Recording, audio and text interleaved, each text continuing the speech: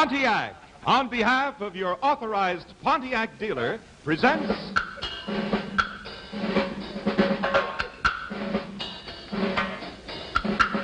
Victor Borge's Comedy and Music. And now here is Victor Borge and his shampoo music.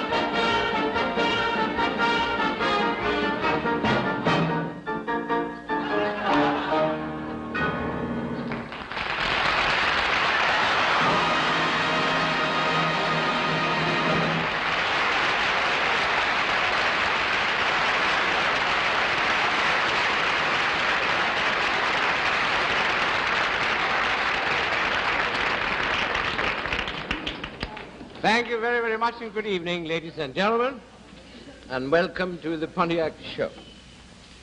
The gunshot you heard is the closest we can get to a Western. We wanted to make this a real Western show, but we tried it, and it is awfully difficult to play the piano on horseback, particularly during an Indian raid. So, we kind of gave up that thought. I'd just like to tell you this. Put peanut butter in that sandwich, I think.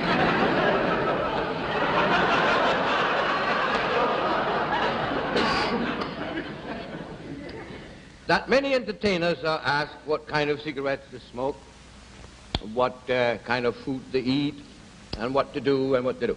Nobody ever asks anybody what automobile they drive. And I'm very proud to say voluntarily that I drive, of course, a Pontiac. Not because I'm doing the Pontiac show, but I have been driving Pontiac for years. So I was very happy when they asked me to do the show because I'm so familiar. Even my children drive Pontiac. I have a little boy, he's 3.5 years old, and a little girl who's 2 years old. And they have their own little Pontiac they drive, and you can see it on the screen there, I think. That's it. They're driving their little Pontiac. A little electric. There they are. Aren't they cute? That is a boxer sitting there in the foreground, model 1955. Yeah, that's cute. I'd like to show you a picture of my car, if I may, just for a second. one of the four-door jobs, you know. This is my present Pontiac.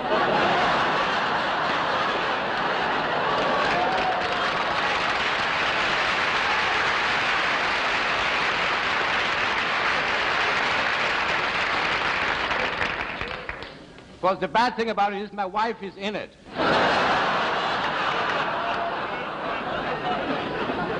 He's my brother. But come spring, we will fix this. Fortunately, though, I have the car right here on stage, the one I drove in across the street. We have a garage across the street, and here it is. And this is actually the 1958 model of the Pontiac. It's a lovely car, and the motor, I am crazy about the motor. Man, it's gone. There it is.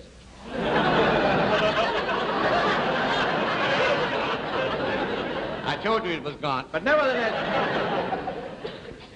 now I can understand why they put the steering wheel in the rear. Well, it might be my mistake. May I borrow a hand anyway? I just wanted you to show this car. I like this car because when I put a hand on the front light here, it reminds me of my plant manager at Vipo Farm.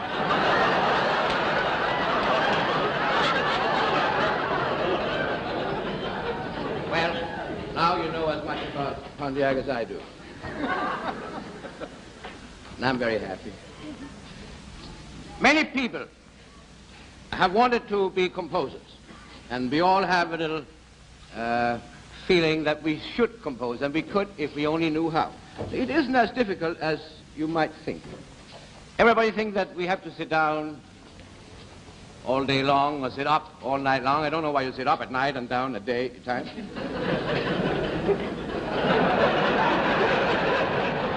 It struck me. And wait for the inspiration. Many might do so, but the inspiration not always appears that way. Still have that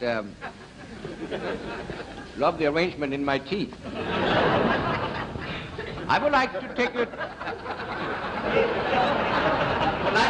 to the piano now and show you how a modern composer today composes a modern song hit.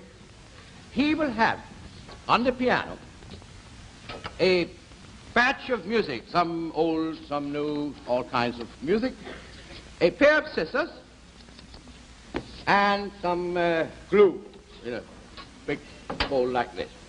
And now, I would like to show you how to compose a song hit, we hope, in a jiffy. Let us take, for instance, Brahms on top here. Johannes Brahms, J. Brahms.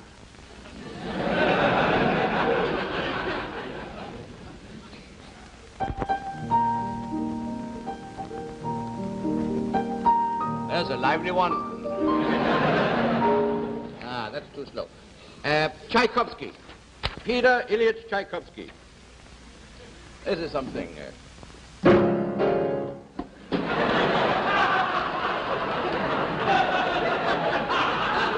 That's a little too dangerous. Now, Schubert, Franz Schubert, the wonderful composer. He was a very poor composer. He wasn't a poor composer, he was a poor man. He was a fine composer, and here's his Serenade.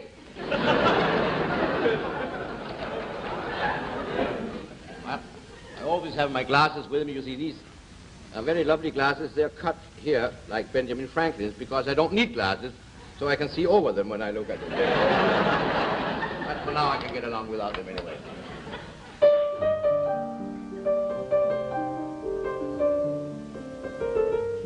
That's a lovely theme, and nobody will know that. So we will cut out a little of this. That'll never be popular. You know, make it so that nobody will recognize it.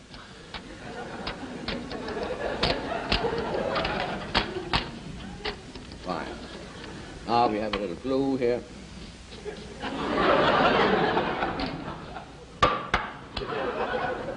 Now, for our next edition, a little Debussy, Claude Debussy, the French composer by the same name. Claude Debussy, unfortunately, is dead, as you probably have heard. And I sincerely hope he is, because they buried him quite a few years ago.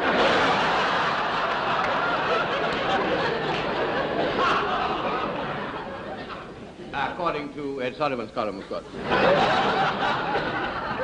Incidentally, that also happened to Mrs. Debussy, I'm sorry to say. The whole family gone.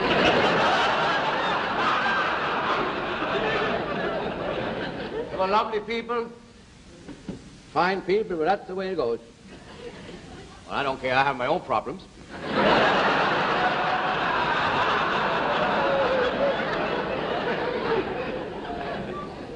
I didn't even know them.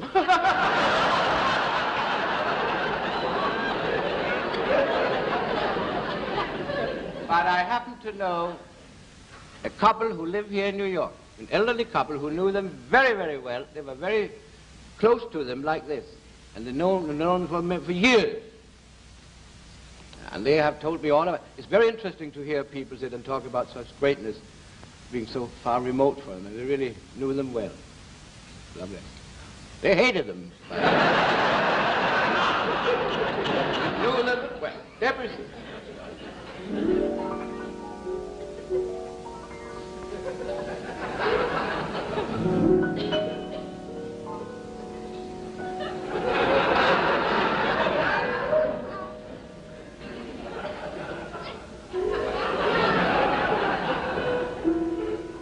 No wonder. Now we have a little Shostakovich. Shostakovich.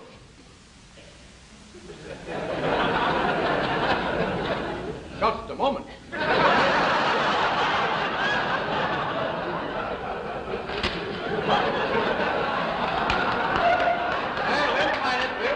We'll find it.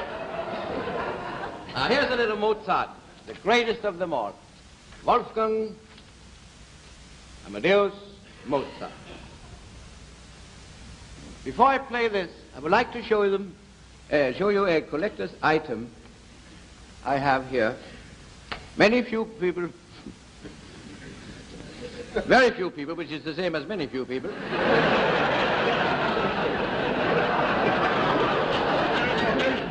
We'll get into French in a minute. Envy me this little collection here. This, ladies and gentlemen, in this little box is the first note that Wolfgang Mozart ever wrote in his life. Isn't that the cutest thing? Can you see it? Well, it doesn't matter. It's here anyway. And this is a B. Think of that little cute Mozart. This is the first note he ever wrote. And here I have, in the other hand, or now in the same hand,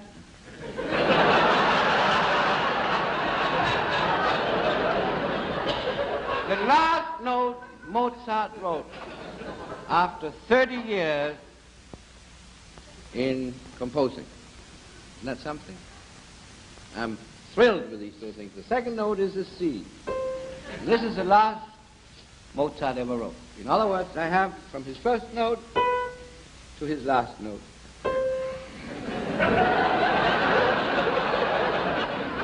Actually, I don't think he went very far, do you? You ask my opinion. But it's interesting anyway. Here we have some Strauss. Abraham Strauss.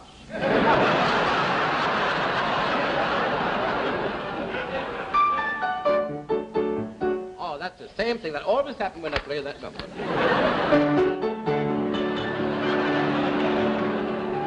Now, this is a good one. This we will use. Where's my scissors? We will use this. Take the center out of it so we can make a little pause here. Yeah, we need some more of that, and here it is. Strauss, Strauss, Strauss, Strauss. Yeah, we take a little random here, and a little random here, and a little random here. Now we need a finale. We'd like to take something from an opera, because whoever listens to that? As a matter of fact, my brother wrote an opera. It might not interest you to know, but this has nothing to do with the show, actually. But I have 3 brothers. Actually, I have 2.5 brothers. This might not interest you, and I've never spoken about them because they're way back in Denmark. I have 3 half-brothers, which is 1.5, and then 1 regular brother, which makes it 2.5.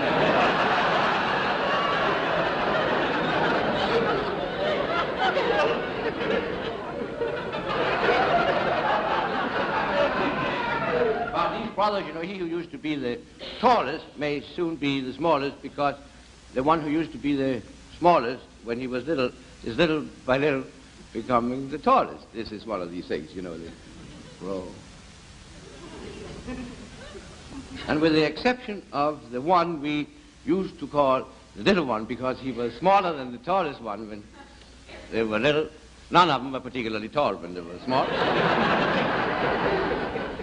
One of them is married, by the way, to a lovely wife. She is very wealthy. She owns a string of wishing wells.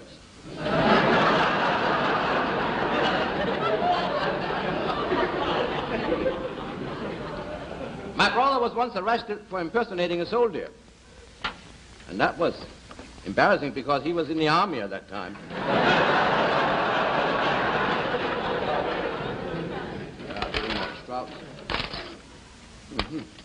She's very cute, his wife. She's typically Danish, and her family, these strong-looking people, you know, red-faced and pot-bellied and wispy mustache, this lovely family. Even the men look funny in that family, you know. I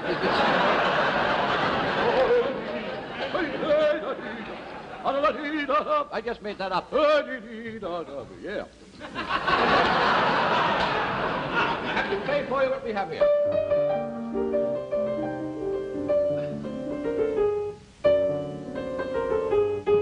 Just a second, please.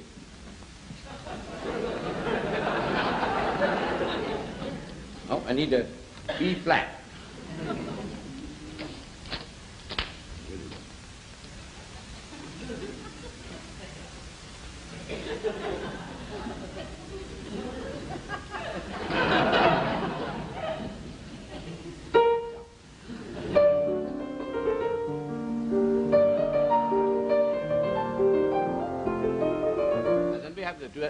Blue Dane. Now we need the ending, and we will take the ending from any opera. Here's a nice thing from the opera Carmen. Last act.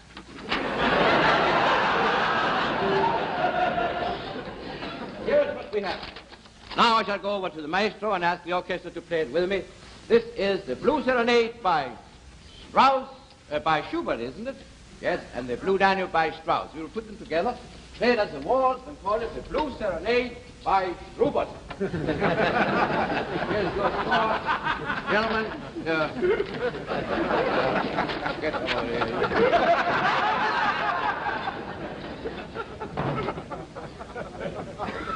When you're ready, Maestro, we will play the Blue Serenade by Schubert.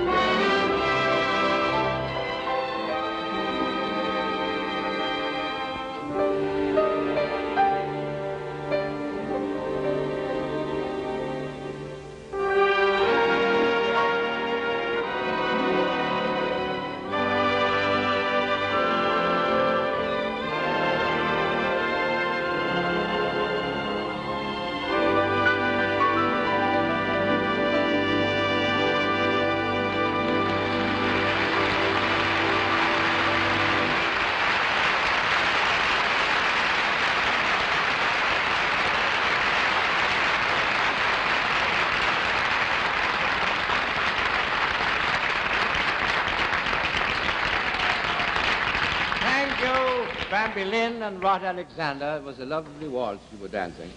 Now I don't know what happens. Where is the stage manager? What comes next? Please, Joe, come. Borge, yes. Yeah.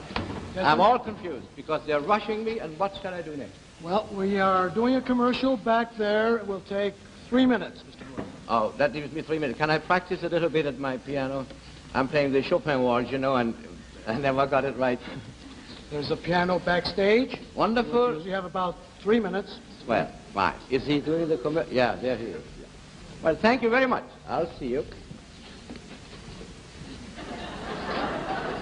Aren't you George Washington? Yes, that's right. Well, happy birthday. Thank you very much. However, my birthday is until Saturday. Oh, I'm sorry, but I won't be here Saturday. I'm sorry. Now, here is my... This is one of the most difficult waltzes Chopin ever wrote, and I never learned it.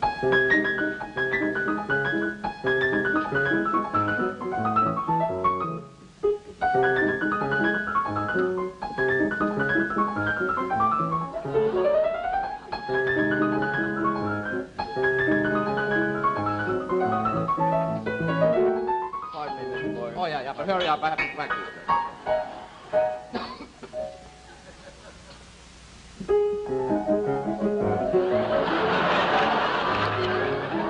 That's a nice piece. Boy, my life, my wife likes that one.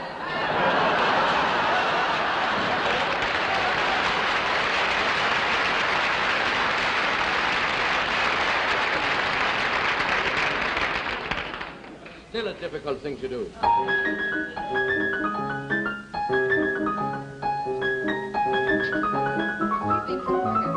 Yes? Yeah, but hurry up. I only have a couple of minutes.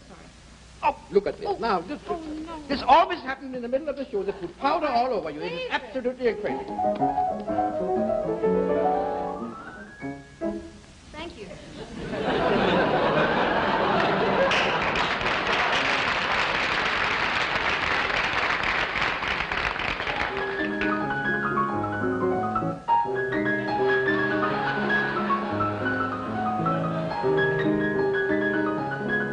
I'm getting awfully dry. Mr. Stayman, you're going to have a drop of coffee or something. Coffee, boy, please. Yeah, let me have a drop of coffee.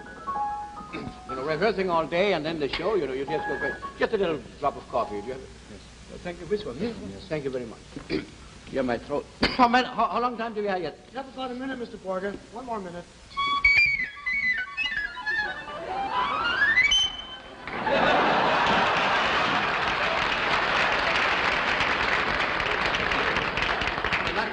Yes? May I please have your autograph? Yes, only 1 minute. What's your name? Butch.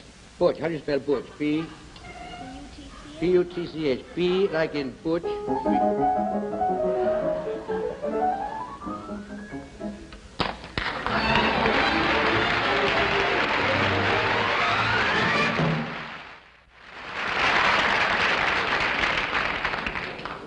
Thank you so very much. Very, very much. Now, while I was playing and conducting this thing, I had a little opportunity to think. And it occurs to me that during my little off-stage rehearsal, a little fellow came in about this size, and he played very well piano. Can we get him? Is he still here? Mr. Ruskin, please. Oh, hello. How are you?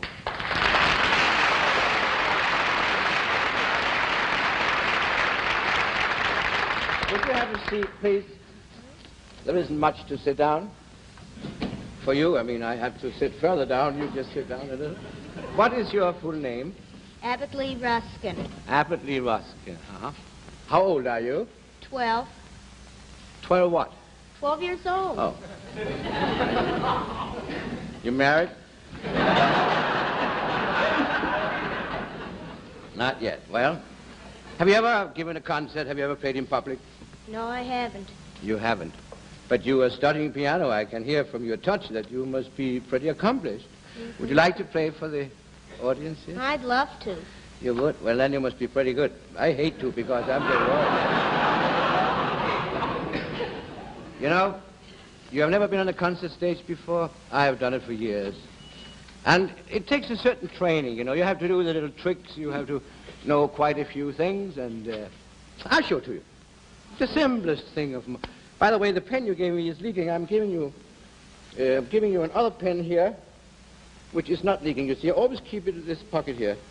You take this one, because when you put it in this pocket, it leaks in the other pocket, you see. That's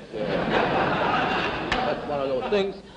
Now, you come over here, Abbott, and I'll show you. You walk on the stage with an air of superiority. Like this. As if you know what you were going to play. Then you bow toward the audience. Please follow me now. You bow way down. Try that, please. No, you bow from the waist, from here up. Well, Mr. Borg, if I bow from here up, I'll have nothing to bow with.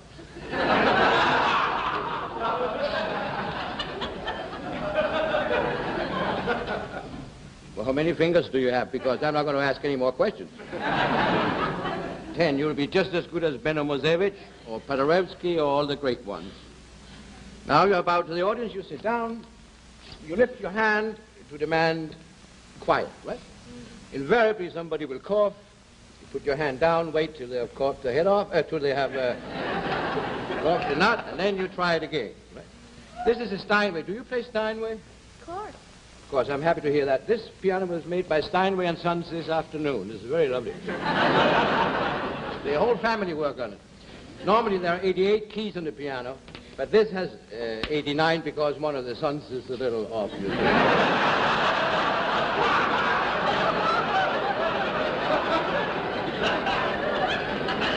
Now you can fix yourself up a little in the mirror there if you wish before the concert. That's very simple.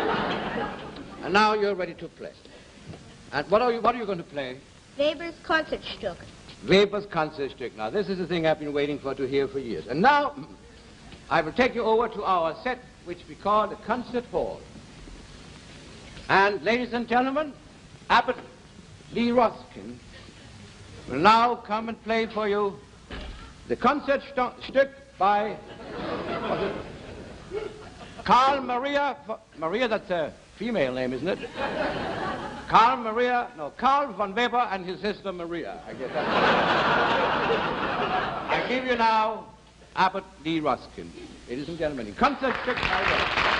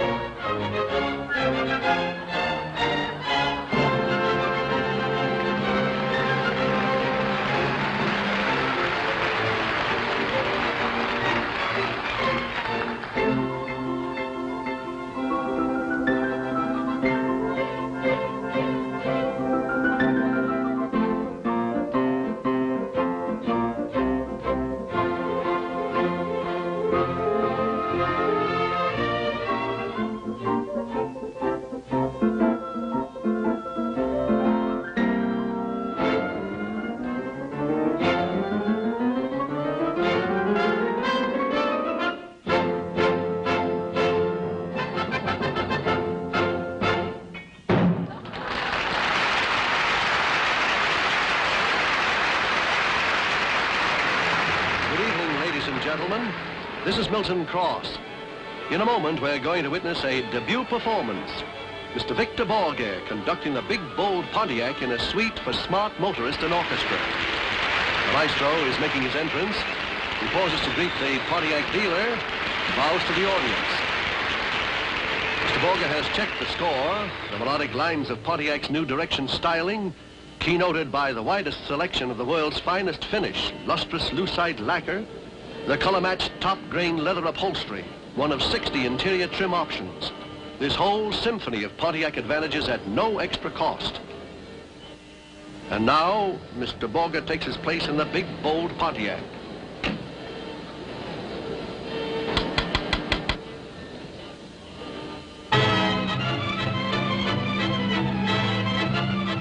The first movement is aptly called Allegro e Acceleroso, which makes other cars seem oh so.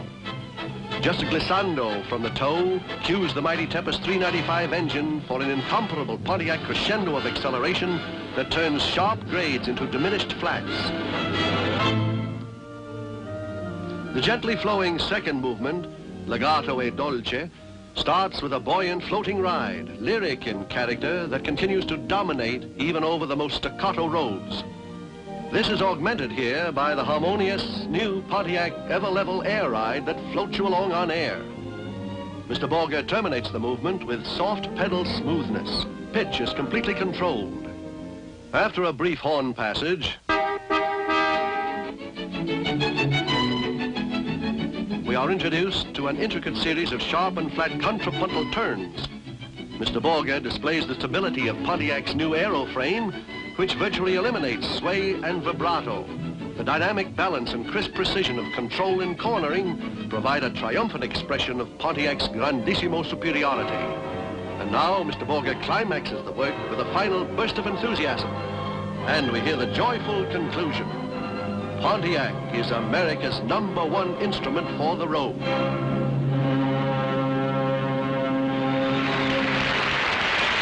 For driving pleasure that will be sweet music to your ears, arrange for a test drive with our obligato at your Pontiac dealers soon. Thank you.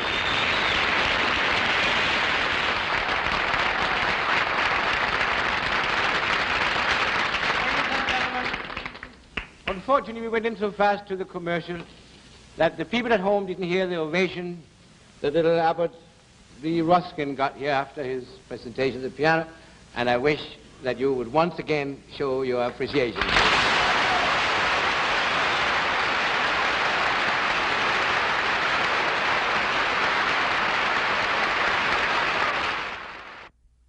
Ladies and gentlemen, I've so often been asked to play this number all the way straight through. What that means, I don't know, straight through all the way or something like that.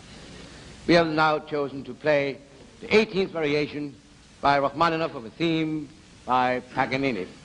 And we hope you will like it. It's one of the most beautiful things ever written for piano and orchestra. And here it is. Thank you.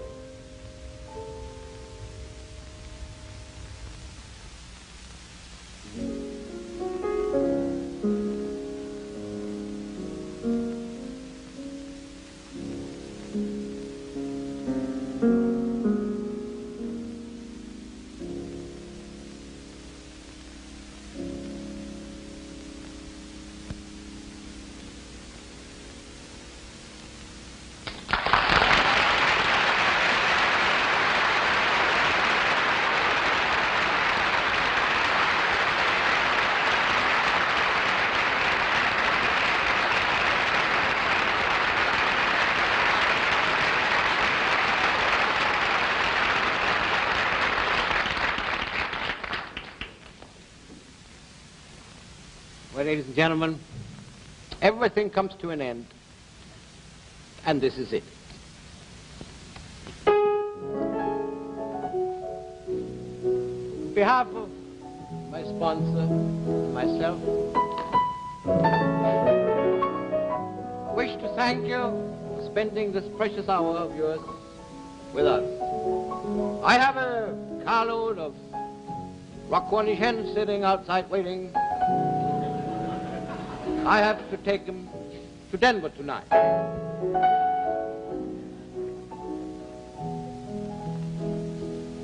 This is what we had to offer. Some laughs, smiles, some giggles, some sneezes, some snoozes, some coughs.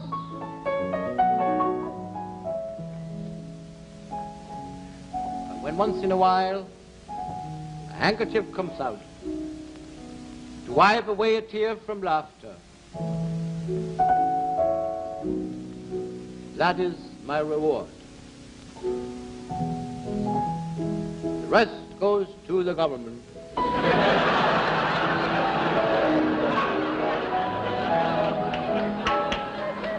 I wish to extend thanks to my father and my mother who made this show possible. I wish to extend thanks to my 5 children who made it necessary.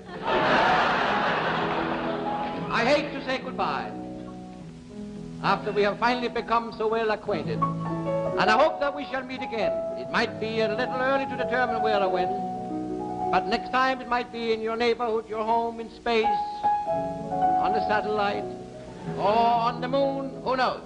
All the scientists are concentrating on getting to the moon, but with the climate we have now, I wish somebody would try to get us closer to the sun. So until next, not goodbye, but auf Wiedersehen.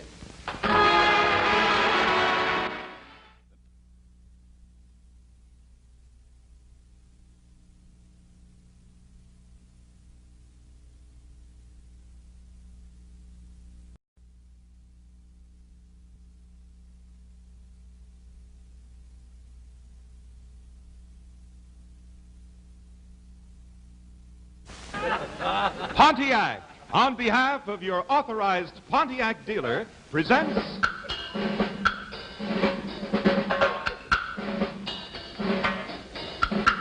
Victor Borge's Comedy and Music.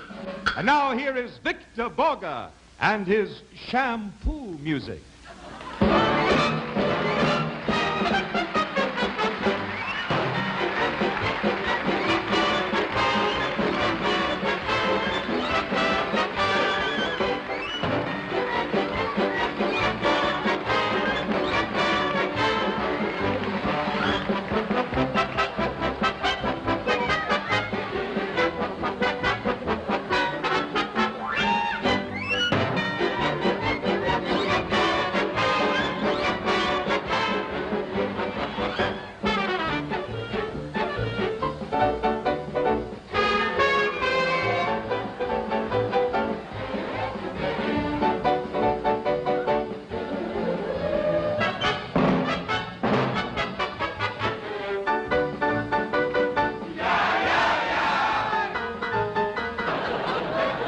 Come spring, we will fix this.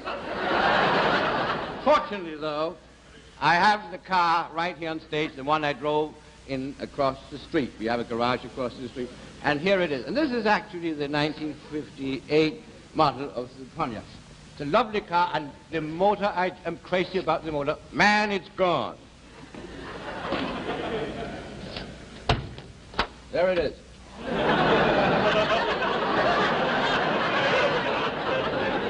I told you it was gone, but nevertheless, now I can understand why they put the steering wheel in the rear. Well, it might be my mistake. May I borrow a hand anyway? I just wanted you to show this car. I like this car because when I put a hand on the front light here, it reminds me of my plant manager at Repo Farm.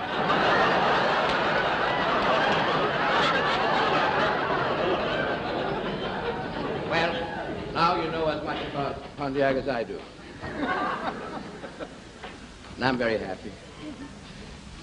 Many people have wanted to be composers, and we all have a little feeling that we should compose, and we could if we only knew how. It isn't as difficult as you might think. Everybody thinks that we have to sit down all day long to do and what to do. Nobody ever asks anybody what automobile they drive. And I'm very proud to say voluntarily that I drive, of course, a Pontiac. Not because I'm doing the Pontiac show, but I have been driving Pontiac for years. So I was very happy when they asked me to do the show because I'm so familiar. Even my children drive Pontiac. I have a little boy, he's 3.5 years old, and a little girl who's 2 years old. And they have their own little Pontiac they drive, and you can see it on the screen there, I think. That's it. They're driving their little Pontiac, a little electric... There they are, aren't they cute? That is a Boxer sitting there in the foreground, model 1955. Yeah, that's cute. I'd like to show you a picture of my car, if I may, just for a second. One of the four-door jobs, you know. This is my present Pontiac.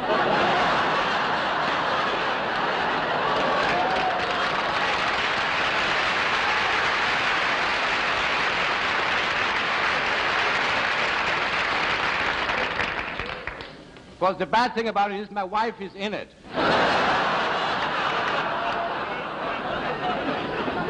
This is my brother.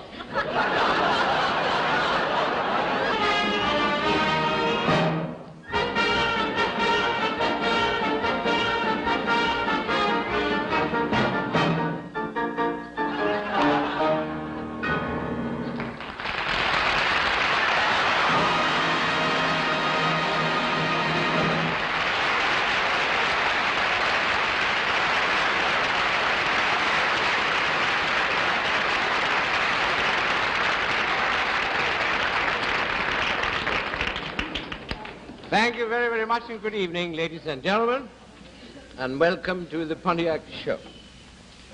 The gunshot you heard is the closest we can get to a Western.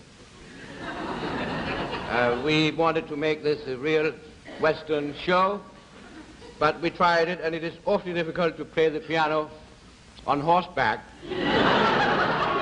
particularly during an Indian raid. So, we kind of gave up that thought.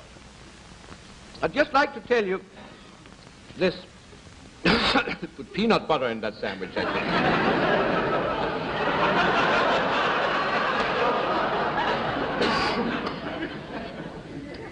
That many entertainers are asked what kind of cigarettes they smoke, what kind of food they eat, and what...